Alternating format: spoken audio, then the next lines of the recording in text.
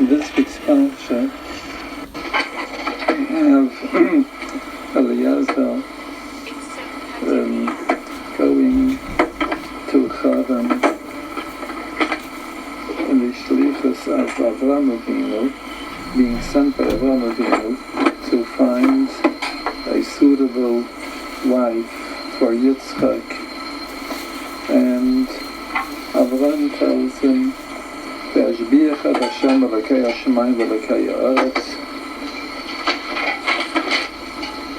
asher le'sikach isha levnei saknani." Don't take a wife, Avraham says to Eliezer, for my son.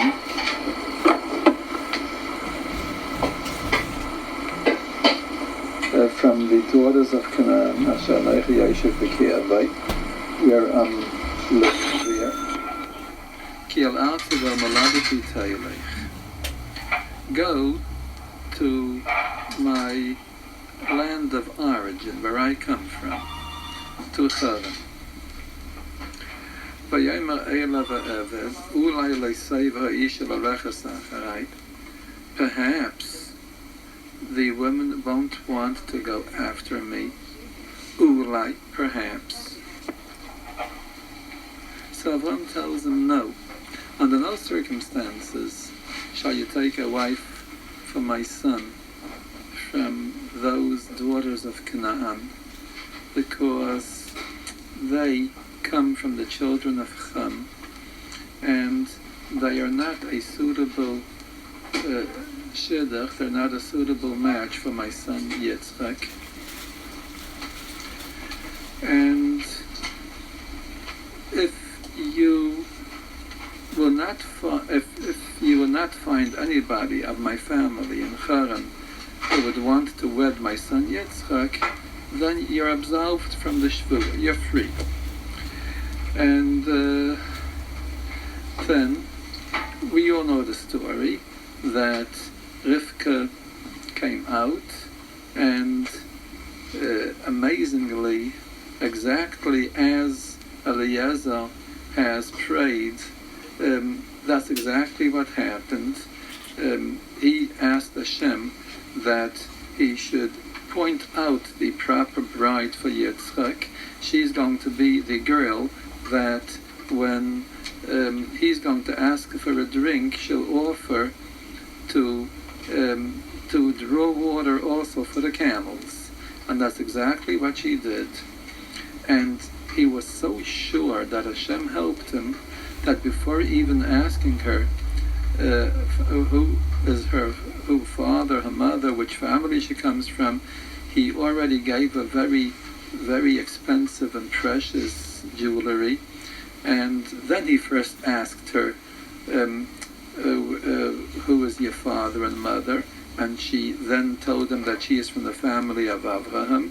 And then he kneeled and bowed to the Rabbeinu Shalom and thanked Hashem Asher Anchani B'derech Emes, that he has steered him in the right direction to find the bride for Yitzchak. And then Eliezer comes back, comes to the family of Rivka, and he relates the story of his meeting Rivka over again.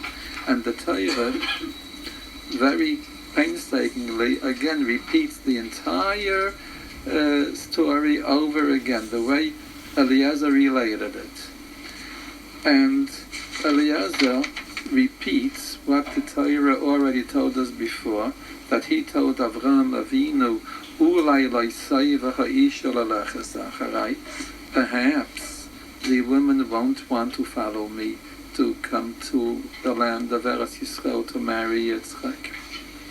And Avram told them, then you do not take any other bride, then just let things run the way they are, and Hashem is going to provide.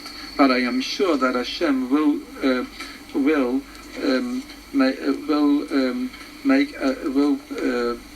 give the proper bride.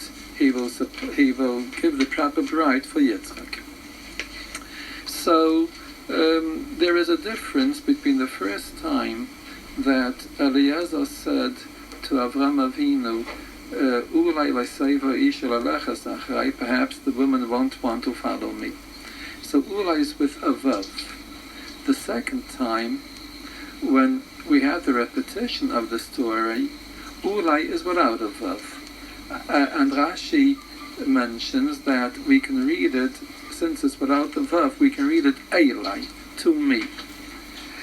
Eliezer had a daughter, and he very much would have wanted to become the mechutten of Avram Avinu, that his daughter should marry Yitzchak.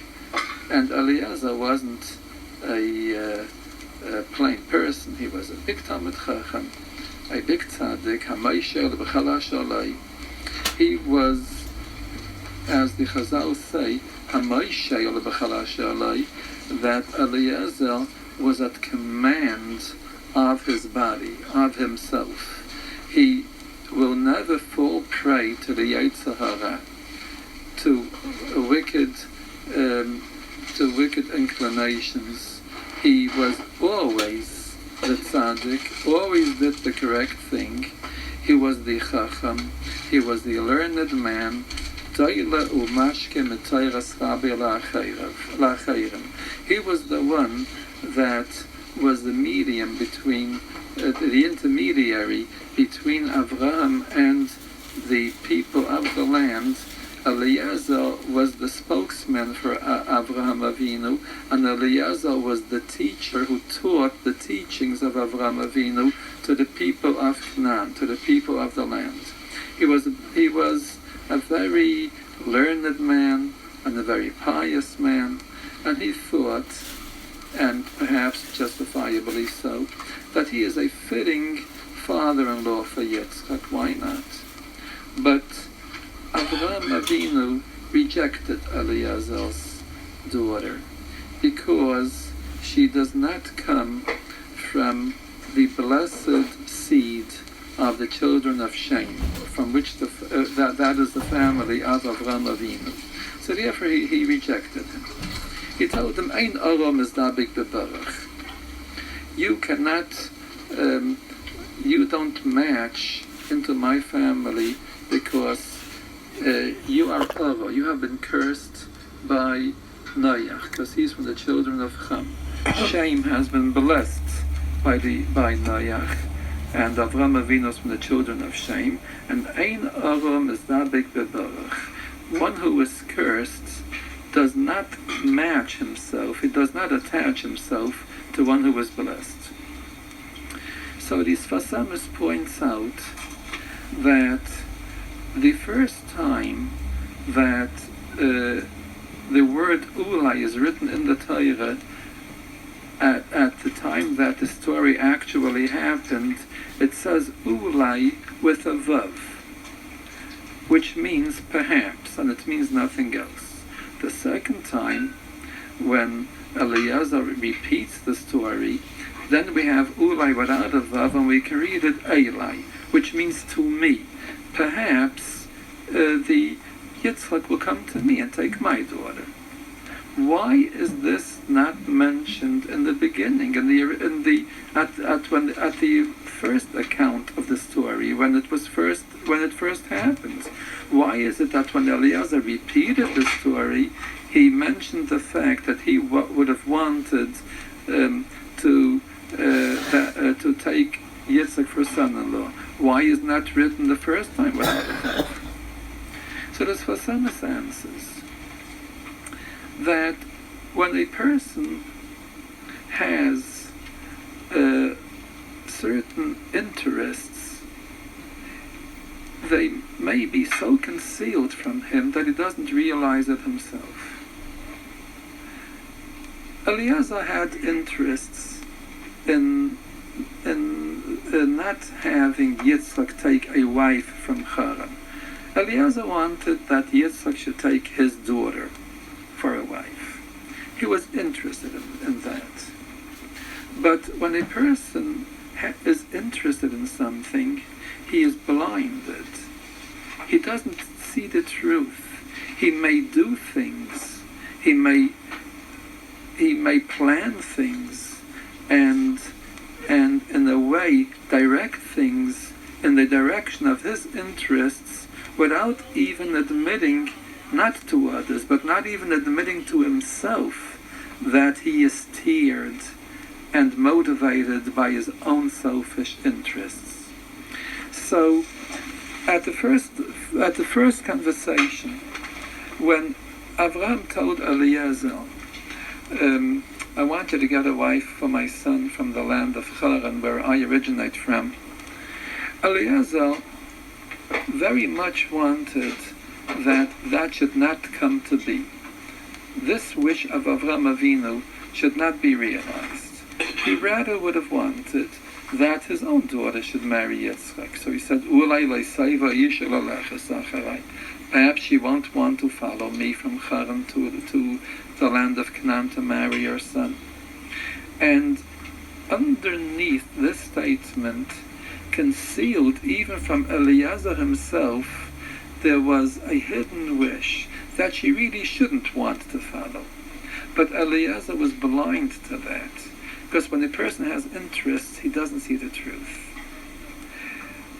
After Eliezer fulfilled his mission faithfully, and he subdued his own wishes, and he went to Haran, and even went so far as to beg Hashem, as to be mispalel, to pray that he should be successful in his mission, he should find a proper wife for Yitzchak in Haran. And after he saw that Hashem helped him, and he did find the proper wife, then he was already relieved from his interests. He knew that this is how it's going to be. Then he first realized that he always had selfish interests. Then he was able to say, Eli, I wanted her for myself, because now already she definitely will marry Yitzchak. And then he can see the truth, because he had no more hopes of getting Yitzchak for himself. But while he still harbored hopes of having Yitzchak as his son-in-law, he couldn't see that he was motivated by his interests. And he said Ulai, meaning Eli, but there was a vav there. He didn't realize it. Am I understood? Last time we met, we spoke about Amunah. And the question remained unanswered. Why is it that, being that, as we discussed this last session, being that every Jew has an instinctive belief in God, because he is a Jew, because he is a descendant of Avraham Avinu, the father of all the believers, because he is a Jew, why is it that there are Jews who don't believe? And I answered that's only a partial answer, that a person can sometimes get sick on his amunah, just like any person in his can become sick physically by eating the wrong foods, and he will lose his appetite, and his organism won't function the way a healthy organism should function. So the same thing is with the spiritual organism. He won't have the yearning, and he won't feel the presence of Hashem. Just like a person who spoiled the stomach won't have any appetite to food, even though he needs the nourishment of the food. He spoiled his stomach. So this is why many Jews, unfortunately, don't believe in Hashem. But there's more to it than that. There is a klal that a person, as I just mentioned before, can be blinded by his own interests. Whatever he wants to think, he wishfully thinks, even though it may not be true. And they tell that story of the wolf who came to the vineyard and saw luscious, gorgeous, delicious grapes, and he wanted to eat those grapes. And he tried to climb over the fence and go into this vineyard and eat the grapes, but the fence was too high for him. He couldn't climb it. So he tried for 3 days and 3 nights to climb the fence, and he wasn't successful. At last the wolf turns around and says, sour grapes, and he leaves. Now this happens in our daily lives over and over again. This wolf did not want to admit to himself that he hasn't got the strength and the ability to climb over the fence.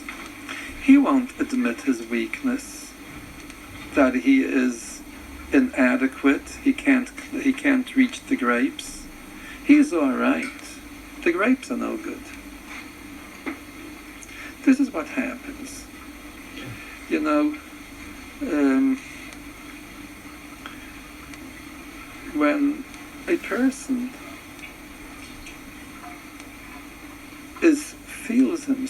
feels that he wants to follow his temptations. He wants to enjoy life, even that which is forbidden. And he sees a red light. The Torah says, stop, you can't enjoy this. You can't eat this. You can't go to the beach on Shabbos or any other day. And you're not allowed to do this, you're not allowed to do that. And he has a temptation. He wants to do these things. He wants to enjoy.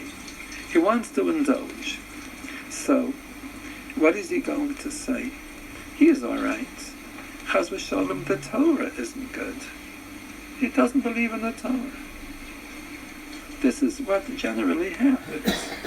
You know, what happens when somebody, let's say, studies, and he isn't very successful at his studies, and so the teacher will say, a student studies, and the teacher will say, why aren't you making any headway? So we'll say, well, the lighting isn't sufficient. There's no ventilation in this room. The teacher is boring. Everything is wrong, but he is okay. Nothing wrong with him. Nothing wrong with him. Let's say somebody is building a sukkah, and he isn't in construction, and he's building a sukkah, and he always manages, instead of hitting the nail on the head, he hits his thumb. He'll say, what's wrong with this hammer? He won't admit that he doesn't know how to handle a hammer. The hammer is no good. That's how it works.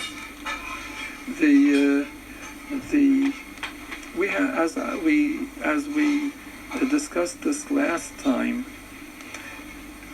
the whole world, the whole universe, our entire environment cries out loud and shrill that there is a creator. You see it. You see it within yourself, and you see it outside of yourself. The way this world is conducted, the way the entire universe functions, and each part of it is works in together with the other parts. The way the botany and biology work together, the way they are independent, the way they are interdependent one upon the other, and everything fits and everything matches, as we discussed at length last time. That proclaims to all that there is a creator. So why are there people that that would come up with ideas that of evolution or other such theories which don't hold water, which anybody would realize and admit with a little truth. Anybody with a little truth would admit that they're all nonsense. The time doesn't allow to go too much into this. Why don't they admit? In my many years ago, it was about 40 years ago, I was teaching class. I taught the 5th grade, and the kids came to me and they said, they told me that what their teacher has told them in the general studies department about evolution, and that the everything started with from the seas, and then life started to develop on the ground, and this and that and all that, and with the theories and with the proofs of the theories, and that the world is billions of years old and all that. So I told them a little story. In the office, 2 people just came from Africa, and they never have seen civilization. These 2 people were very intelligent people, but they were just introduced to civilization. So the first time in their lives, they saw a watch, and they were explained that this watch keeps time. And they were wondering, they were very curious people, and wondering what makes the watch tick. No, in those days watches ticked. What makes the watch tick? Why does it keep time? And they're walking back and forth, and they tied wet towels to their heads because they were so engrossed in thinking. And one of them jumps up. He has it. He has a theory. He knows how this watch works. Inside of this watch, there are circular tubes, larger tubes, thicker tubes, and thinner tubes. In each tube, there's a bug. The bug has a splinter driven into his nose, and at the end of the splinter, there's a piece of cheese. His tail is attached to a string. The bug moves around and perpetually runs after the cheese, and the string pulls the hands of the watch. Now there are big bugs and small bugs, big tubes and small tubes. So that's why some of the hands move more rapidly than the others. And that's how you can tell time. And the other African was very happy and very satisfied with this theory. It makes a lot of sense. And they walked back and forth and tried to, think more deeply. Perhaps, does it hold water? Does it not hold water? Then all of a sudden the other African jumps up. He can prove the theory. Because if you would take this watch and put it next to your ear, you can actually hear the stamping of the bugs stamping around inside. So you have a theory and you have a proof. So they walked into the principal's office, and so they told the principal about their findings. So the principal said, yes, very smart, very good. I have an idea. You can verify your theory and your proof if you would go next block to the library. There is a book. You can find the book, which was written by a watchmaker. And he tells you how he made a watch. And see if it fits. If it fits to your theory. Now, the Rabbeinu Shalom made a world. And people are pondering, what makes the world tick? Why does it exist? So, one comes up with one theory, and then another one proves it. 10 years later, it's disproven, and they come up with another theory, and then it's proven again. And that's how this keeps up. Now, why ponder? Why wonder how the world was made? There is a book written by the world maker. It's called the Chumash Bereishis. Learn the Chumash. Learn how Bereishis bara Elokim, how the Rabbeinu Shalom created the world. Learn the Mefarshim. Learn it with Ramban, with Rashi, with Ramban, with Midrashim, with the deeper Sfarim. You're going to be enlightened, and you're going to be satisfied with whatever you're going to see there. You're going to see wonders, neflois in Torah. You're going to see wonders in the Torah, wonders in the creation. If you would study the book of the Creator, that would be acceptable to them if the book would finish with the end of creation and that's it. But after the story of creation, there's more in the Chumash. The Chumash will tell you what to do and what not to do. So when they see that, it doesn't suit them. Just like when the Rabbeinu Shalom came to Esav to be Mekabel, to accept the Torah, Esav said, I can't accept the Torah. It says, don't murder, and I live on my sword. And when the Rabbeinu Shalom came to Yishmael, to the Arabs, and said, be Mekabel the Torah, they said, we can't accept the Torah, because in the Torah it says you have to lead a clean and moral life, and we can't do that. So they rejected the Torah. And this is why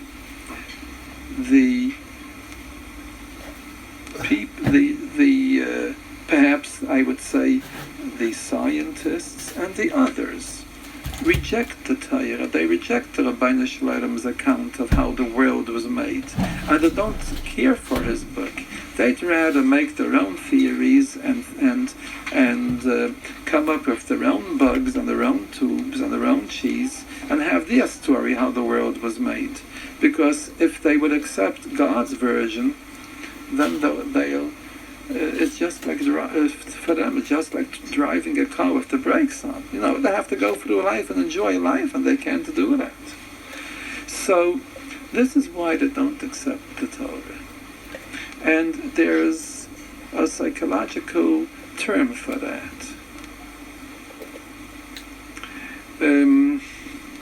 It's denial. In the or they. This is like I explained before, that when the wolf can't jump over the fence, he's going to deny that it is because of his inability to climb over that fence. He will say it's wrong, something else is wrong, but I'm all right. This is how they're going to think. A person can go through his whole life not believing in Hashem until he becomes old and gray, and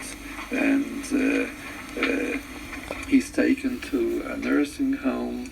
And when you go to the nursing home and see all those old people, you're going to see many of them are saying Tehillim and trying to daven and trying maybe to learn something. All these people that during their life they weren't religious at all of a sudden, when they come to the nursing home and they're aging, they become religious. What happened all of a sudden? What happened is this. When they were young, so they were interested in the pursuit of their pleasures and nothing else. So therefore, it didn't serve them to believe in God. So, like the wolf who said sour grapes, they'll find other reasons why this world is existing. The world was created by Mother Nature or Mother Goose or whoever created it, but not by a God who is directing you and who is requiring you to live His way. Now, when they grow old, they can't pursue their lusts anymore. The doctor says you can't eat this and you can't do that and you can't, and they can't enjoy life anymore. So therefore, their negiya, the reason why they didn't want to accept God to begin with, is now not pending anymore. So now they start believing. However, not everybody is motivated alike. There are two words in Hebrew which rhyme, ta'aiva and gaiva. Ta'aiva means lust, and gaiva means conceit. These are two forces which direct a person's life. There are some people that are directed in the course of their life by their temptations, by their pursuit of pleasures, by ta'aiva. And then there are other persons who are directed by ambition, by gaiva, by their wanting to be big, by the wanting to be great, by their desire to be powerful, by their haughtiness, by their conducting themselves as if the whole world is theirs. These people don't do tshuva when they grow old, because the gaiva is still intact. In fact, it grows with age. But the people who are motivated by taiva, they're the ones who do tshuva. Well, these are two types of people. So, this is the story of the ulai and the elai. When a person is still under the force and of his temptations, he doesn't see the truth. But when he is relieved of these forces of temptation, then he can say Eilai without the vav. Then he sees the truth. And as we said last time, every Jew instinctively believes in the Rabbeinu Shalom. Now, as I mentioned before, there are people who will rationalize. They will build up their own theories and rationalize and lie to themselves and excuse themselves why they don't keep the Torah, because the Torah doesn't suit them. It is more comfortable for them to live without the Torah. Well, that's rationalization, but that's not the truth. If they'd be made, if they'd admit to the truth, then their whole life would be different. So, well, coming back, so as I said last time, a person instinctively believes in the Rabbeinu Shalom. Every Jew believes. He has it from his hargasha, from his instinct, from his feelings. He has something within him is telling him that Hashem is his father, because a child instinctively knows his father, as we discussed this last time. So our emunah really, besides that we could intellectually, with thought, come upon the truth that there is a God who created everything. But besides the intellectual way of arriving at this truth, there is also a feeling in a person, in a Jew. The intellectual way could be that even a Goyim can have. And that's why they're kept responsible for that. The Goyim will be kept responsible why they didn't believe in Hashem. However, they could have figured it out with their minds, with their brains. But a Jew, besides the intellectual approach, also has a sort of an inner feeling, an instinct that there is a God in the world, because he's a child of Avraham Avinu. He has this feeling b'Yerusha. It's hereditary, because we are all children of Avraham Avinu, the first believer. And as I explained, the Jewish nation is a species by themselves. They are a species which instinctively has this inborn knowledge that there is a God in the world. And we have that through heredity. And this is a feeling rather than an intellect. And therefore, emunah, belief in Hashem, comes from the mother, not from the father. The Maral explains, why is it that Pesach at night we have 3 matzahs and 4 cups of wine? Why 3 and why 4? So he explains that matzah, which comes from wheat, the Gemara says that a child can call his father by his name. He can say father, he can say daddy, when he starts eating grain, when he starts eating, the material that bread is made from. When he starts eating grain or cereal or bread, whatever it is, when he's tayim tamdagan, when he tastes the first taste of grain, he already can say Abba, he can say father. That's what the Gemara says. It seems that grain gives a certain seichel, it gives a certain intellect to a person. It's knowledge. And he knows his father.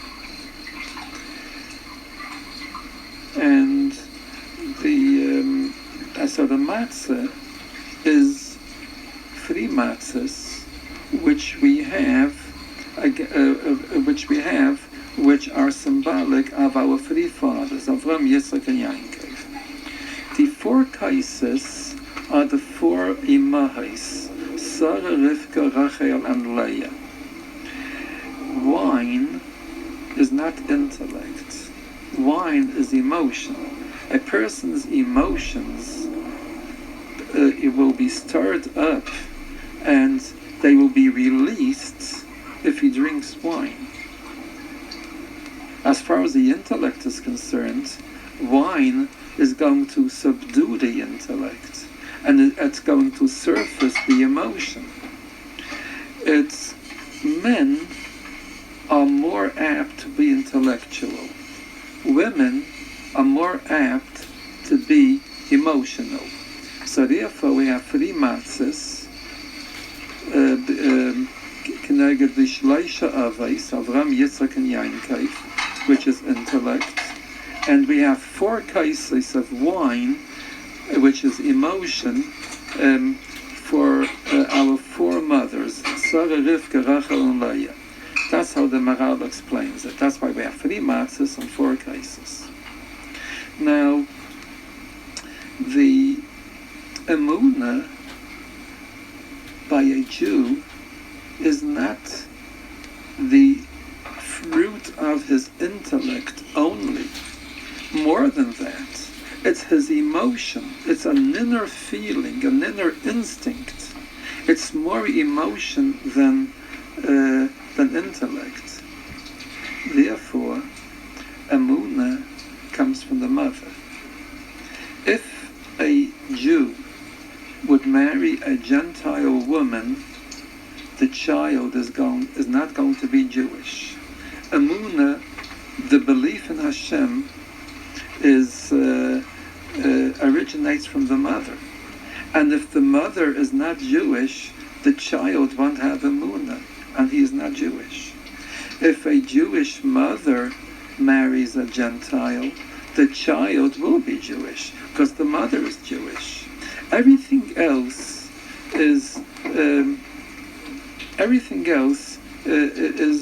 comes from the father. The father is the deciding factor in the shevet of the child.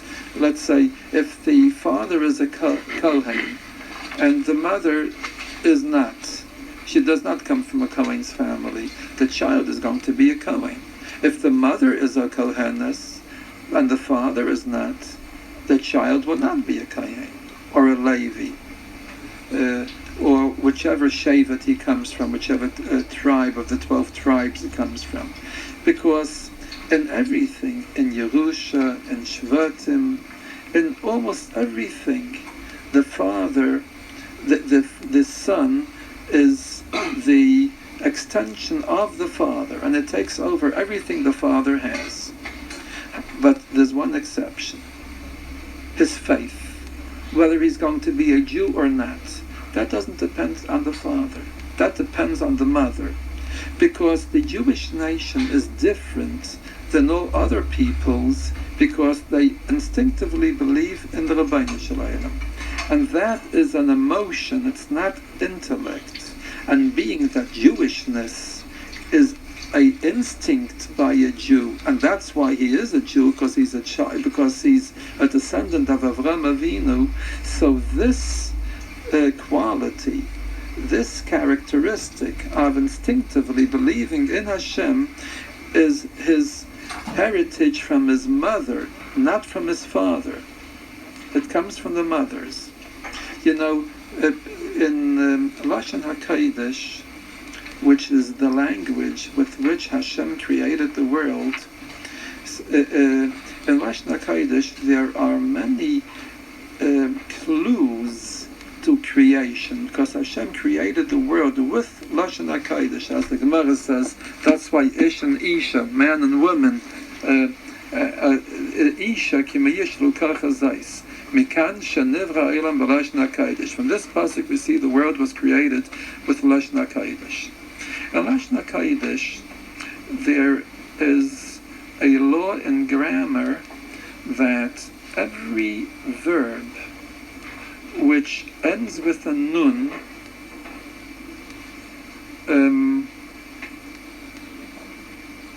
if you would transform it into a noun, it would lose the last letter, the nun.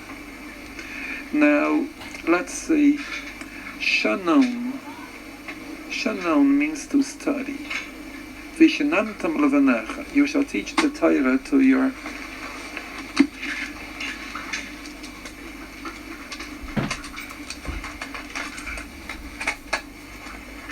You shall teach the Torah to your children. Now, how are you supposed to teach the Torah? You're supposed to teach it in a manner that the child should know it well. He should be sharp at it. The Gemara says, "Vishanantam sheyiyu divrei Torah mechudadim beficha." The words of Torah shall be sharp in your mouth. When you're asked the question, be ready with the answer, with a sharp answer, and don't be try to go looking for a reply. You know, you're not, it isn't at your disposal yet. You're going to start thinking. The Torah requires you to study Torah, and in such a way that you will always be ready with the correct, sharp, and precise answer. So that's what shanon means.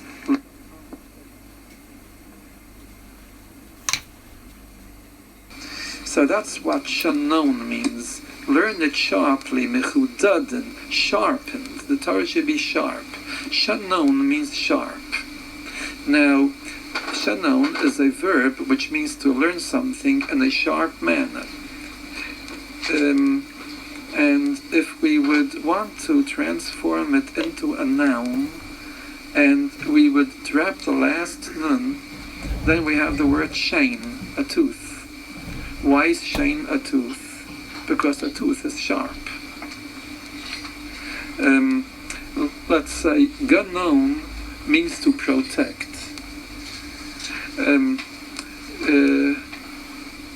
Magen Avraham. Ganon means to protect. If we would want to transform this into a noun, we would drop the last nun, and it would become gan. Gan means a garden which is protected with a fence. Chanon means to favor. You favor us with knowledge. If we would wrap the last nun and transform it into a noun, the word is chayin, favor. Amon means to believe. Amon means to believe. If we would drop the last nun and transform it into a noun, we have the word aim, a mother. Emunah comes from the mother. Knowledge, intellectual knowledge, comes from the father. Will, knowledge, ratzain, the will to do something, is called avo, to want to do something, because a will is motivated by chachma, by knowledge. He knows what he wants, and therefore he pursues to attain the what his ratzain motivates him to pursue. So that's where the word of comes from. Of means to want, this is the fruit of knowledge, of knowing. So aim is the mother, because emunah comes from the mother. Belief comes from the mother. Because by the Jew, it's emotional. Not and as far as the intellectual knowledge of godliness, he can share that with the guy also, but he has something above that. By him it's instinct, by him it's emotion, it's a feeling, like wine which warms up and he feels it. When a person drinks wine, he feels it, and it stirs him up. But plain knowledge is cold. It's the opposite of wine. So that's where our emunah comes from. So we have in the Torah that in Parshas Shmos that Hashem told Moshe Rabbeinu to go and redeem the Jews from Egypt. So Moshe Rabbeinu said, "V'henu lo yaminu li." What if they won't believe me? So the Bnei Shalom said, "They will believe you." And Rashi brings the Gemara there, and Rashi says that Hashem answered, "No, they're maminim b'nei maminim. The believers, the children of believers." In other words, Hashem said, "Of course they're going to believe you, because they come from a seed of belief. They are a strain. It's a certain strain, a certain seed which believes instinctively in Hashem. The maminim b'nei maminim. Of course they're going to believe. They have it instinctively, because the Jews have the emunah with instinct. They believe it." So this is one of the ifanim, one of the methods how a Jew can really believe, by keeping his organism healthy, by not doing aveiros, just like the physical organism is kept healthy by what keeps the physical organism healthy.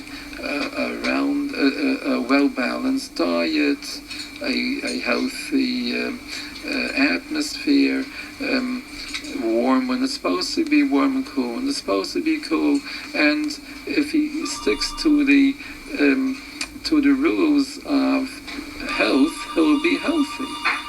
Same thing is with the same thing is with a person's spiritual organism.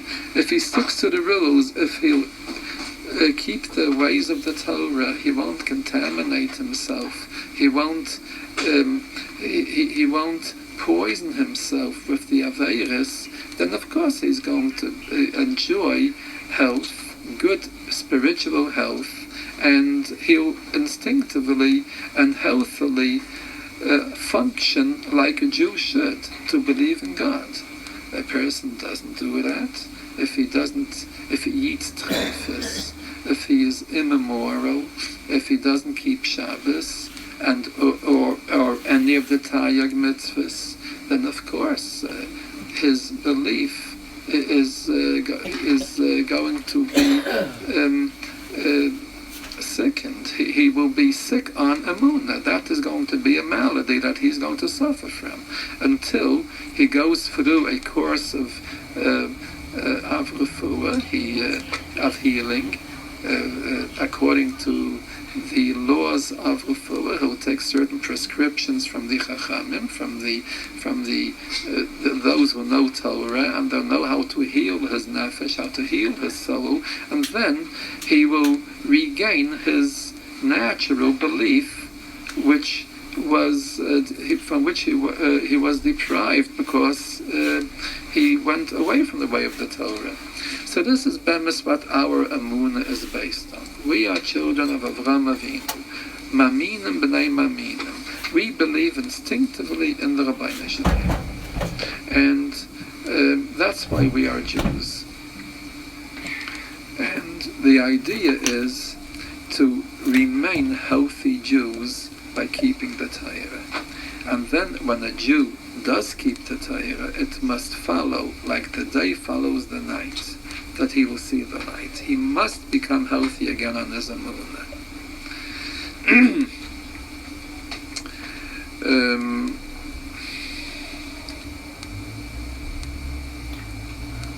However, this emunah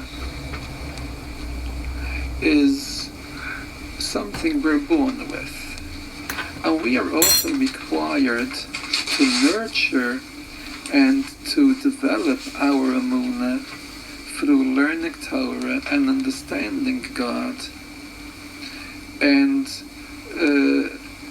studying about it, learning about it, delving into these inyanim. But with Torah alone, we don't have to go into philosophy, into thoughts, abstract thoughts of godliness, and try to figure out that there is a God, because that won't bring us anywhere. We have the Messiah. We're going to discuss that in Hashem at a later session. We have a heritage, and absolute proof that there is a God, and that the Torah was given on the Har Sinai, and we were mekabel it. We accepted that from our parents and our rabbis, who accepted it from their parents and their rabbis, all the way up to Sinai. And this, Emiyas Hashem, we're going to concentrate on at another session. However, philosophy, going into abstract thoughts and trying to prove godliness, that won't bring us anywhere. There was a time when Jews perhaps did do work in this field, the Rambam and other great Chachamim, but it isn't for us. It's dangerous for us, because this is for Kedoshim, for very holy people of previous generations who were much greater than we are, and they were able to understand godliness through philosophy, through thought, but it isn't for us, because actually philosophy is it's import as far as a Jew is concerned. It's alien. You will never find in Chumash, in the Nevi'im or Ksubim, you will never find in the Gemara, or in the Medrash, or in the Zohar, or any of the Sfarim of Chazal, you will never find that the Chachamim, or the Torah, or the Nevi'im tried to prove godliness through philosophy. You will never find that. Going through Chumash or through Tanakh, you will never come across any place where the Torah tries to prove with thought that there is a God in the world, or that the Torah was given from the Har Sinai. This is alien. This is an import. Jews lived among Goyim, especially in Spain and some Arab nations, where the Goyim were philosophizing, and they wrote books on that. So the So the Chachamim, the Jewish sages, also wrote books because they felt it necessary to offset the influence of the writings of the Goyim. But the true emunah of a Jew comes from two sources, from his instinct and, more yet, the mitzvah of emunah, the mitzvah of believing in Hashem, because we have that b'Messiah, because it was passed down to us. And this, Mies Hashem, I'm going to explain, Mies Hashem, probably later next week. Philosophy can't bring us anywhere. We're not equipped for it.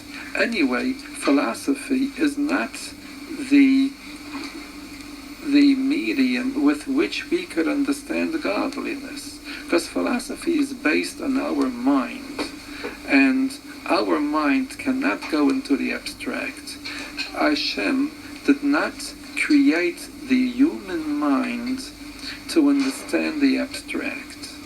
Something, because the mind, like all our other organs of the body, were formed and they were given to us to function in this world with numbers and with all the items that we meet and we are introduced to in our environment.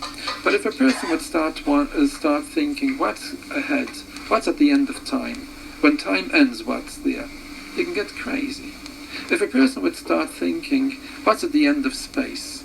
If he'll keep on thinking about it and go off his mind, because it's not necessary for our functioning in this planet, and therefore our mind was not formed for this purpose, and we cannot understand godliness. Our mind cannot understand godliness. Now, supposing somebody is going to tell you that he went to Carnegie Hall and he saw a wonderful symphony. You're going to tell him that he's crazy. You don't see a symphony, you hear a symphony.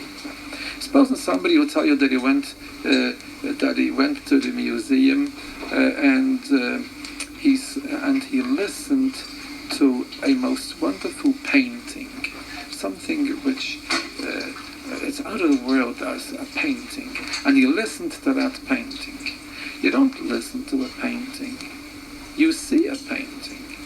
Now, the reason why I can't see music is not because my eyes are too weak.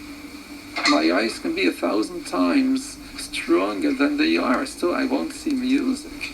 And the reason why I can't listen to a painting is not because my ears are too weak. My ears can be much stronger, they can be much sharper, and still I won't be able to listen to a painting. Because this is not the sense which is applied to a painting.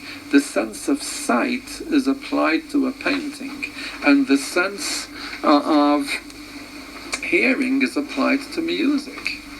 And when somebody is going to use his brain to understand God, it's just like trying to use his ears to listen to a painting.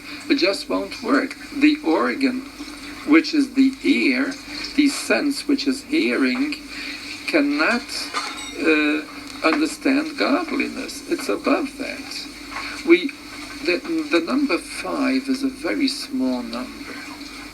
We are aware of our entire environment only with 5 senses. Imagine if we would have 100 senses. Or the opposite. Imagine if Chas v'Shalom, one of our senses would be missing. Chas v'Shalom, if somebody is blind, how much he's missing. How much he doesn't know of his environment, or if he's deaf, lo yoleinu, how much he's missing. So we know our entire environment only from 5 senses. If we would have 1,000 senses, we'd be aware of many more things. Now, the 5 senses that we have, none of them could see or hear or understand God. There is a sense of understanding God. That's a sixth sense, which Jews have, but unfortunately, by most of them, it's not developed. This sixth sense is called Ruach HaKodesh. With Ruach HaKodesh, Nevuah, or Ruach HaKodesh, with prophecy, we can see and understand godliness.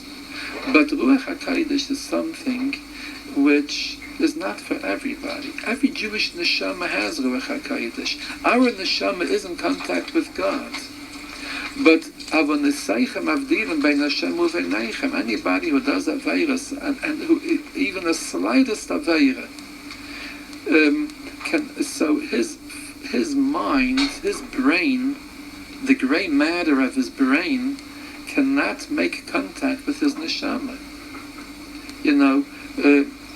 There is a chatzitza in between.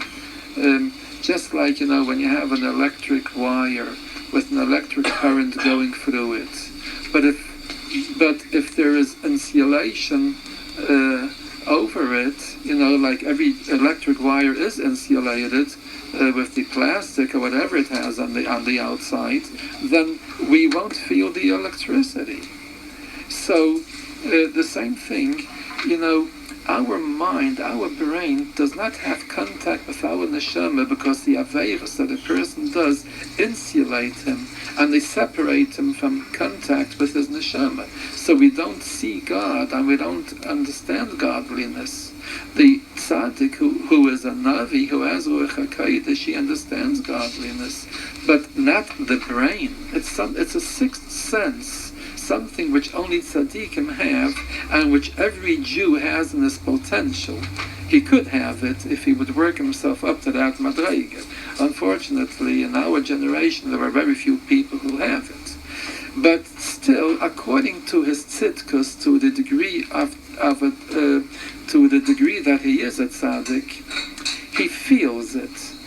Because even when the electric wire is insulated, there is still some electricity which goes through. There's a sphere of electricity. There's an electric sphere from which magnetism comes, which can penetrate the insulation. And therefore, to the degree that somebody is a tzaddik, he feels godliness, and he is aware that there is a God. And if he does more aveirus, that feeling is going to be lacking altogether. He won't have it anymore because there is too much insulation. So but with our mind we can't understand God. Even though the entire world, the universe tells us that there is a God, but we can't understand it with our mind. We're just aware of it because we see the products of godliness. We see the world which God created, like this wonderful mashal that the Chayvas Alavavas says, that somebody came into a room and he saw a gorgeous painting, and with a poem underneath the painting, which describes the painting. The painting was a masterpiece of art. The poem was a masterpiece of literature. Who wrote this poem? Who painted this painting? So somebody tells him that there was a sheet of paper on the floor, and on the closet there were bottles of ink of all colors, and then somebody opened the window, and a gust of wind came in and just threw down it turned over the bottles of ink, and it splashed down upon the paper, and that's how you have this painting of the landscape and everything, and that's how you have this poem. He'll tell you that you're nuts. It can't be. By ink splashing, you don't have such a beautiful painting and such a beautiful poem. Our world, even that which we can see of it with our five senses, is a masterpiece of godliness, and we can see God in that masterpiece. And whoever will tell you that this masterpiece came by itself, it just he's insane. It can't be. It's pure. But of course he can rationalize and say so, But that's rationalization. That's not true logic. We see the products of godliness in this world, but godliness alone, our mind is not equipped for that. Our mind is not the organ with which to understand godliness, just like our nose understands a smell, but it can't see a picture, because that's where the sense of smell comes from. So philosophy and all that isn't really the way to understand God. For us not, certainly not. And it's dangerous also, because we can go astray. They say that at the end of davening you have Mika Lekeinu, we say Enka Lekeinu, Enka D'nainu, Enka Lekeinu, there's nobody like our God. And then we say Mika Lekeinu, who's like our God. In other words, we say the answer before the question. But we're not allowed to ask the question before the answer, because if we say Mika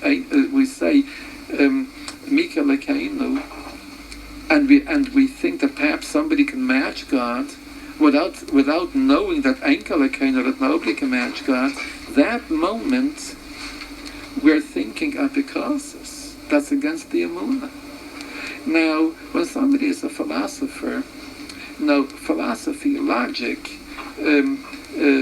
is usually, taking two sides, pro and con, and weighing one against the other. So a person, if he would go into philosophy and try to prove that there's God in the world, he will have the arguments pro and the arguments con.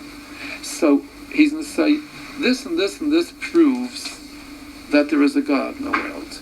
But let's be scientific about it. Let's take the scientific approach. Can we prove it really?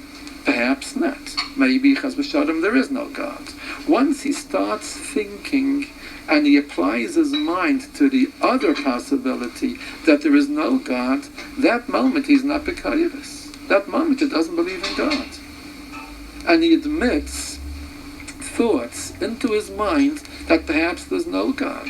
How is a Jew allowed to, for one moment, depart from the emunah, depart from belief, and take into and consider that perhaps there's no God? That there's a mitzvah of emunah to believe every moment that there is a God. So the great Geonim of before, they were able to do that because they knew and they felt godliness so thoroughly, and they were so convinced of that even when they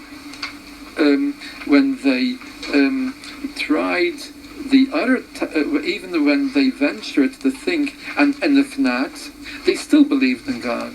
But we can't trust ourselves. So we can't go into philosophy and try to prove godliness. We have to use emunah, our instinctive belief, and also the proof that our environment proves that there is a God, and more than anything else, the Messiah, that our heritage, which is infallible, as I am going Be'ez Hashem to explain at a later date. But philosophy is not the way to understand that, and it's better to keep away from that.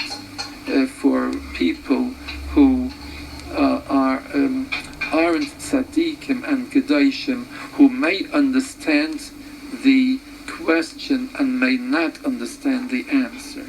So it's better to keep away from that. So for us, we should keep our emunah and believe in God by our instinct, by seeing God in the world, seeing the creations and knowing that because of that there is a God, and that's by seeing the beautiful masterpiece of creation, we know that there is a creator, and more than anything else, the Messiah, our heritage, which was passed down and which cannot in any way be falsified in any way, as I am going Be'ez Hashem to explain in Yez Hashem next time that we meet.